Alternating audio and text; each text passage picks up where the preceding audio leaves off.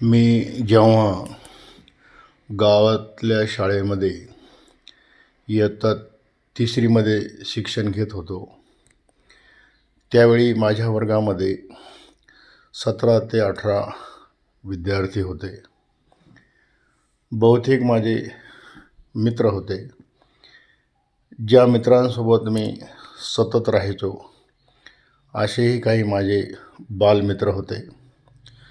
त्या काळामध्ये बहुतेक विद्यार्थी दप्तर म्हणून कापडी पिशव्या वगैरे आणायचे, परंतु माझ्या वडिलांनी मला एक लोखंडाची पेटी दप्तरासाठी दिली होती. छोटीशी पेटी मी घेऊन ती शाळेमध्ये जात असे. त्यामध्ये माझे पाटी, पेन्सिल, कंपास, वह्या वगैरे मी घेऊन जायचो.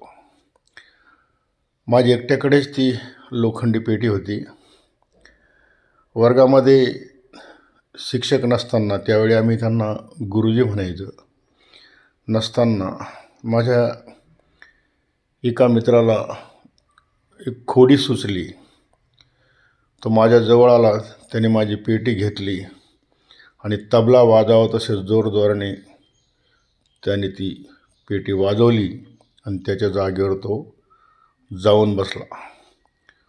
बाजूलाच शिक्षकांचे स्टाफ रूम होते. त्या गुरुजीने तो आवाज ऐकला आणि ते तावातावाने वर्गामध्ये आले आणि कुठलीही चौकशी न करता मला बदडून काढले.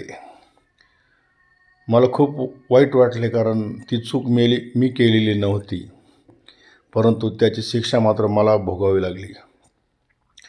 तास संपल्यानंतर तो माझा मित्र त्या शिक्षकामागे गेला आणि म्हणाला की ती पेटी त्याने नाही तर मी वाजवली होती. त्यावेळेस ते शिक्षक परत माझ्याकडे आले आणि मला म्हणाले की तुझी चूक नसताना मी तुला शिक्षा केलेली आहे, याचे मला खूप वाईट वाटते आहे. मी म्हणालो की सर, जाऊ द्या, तुम्ही गुरुजी आहात.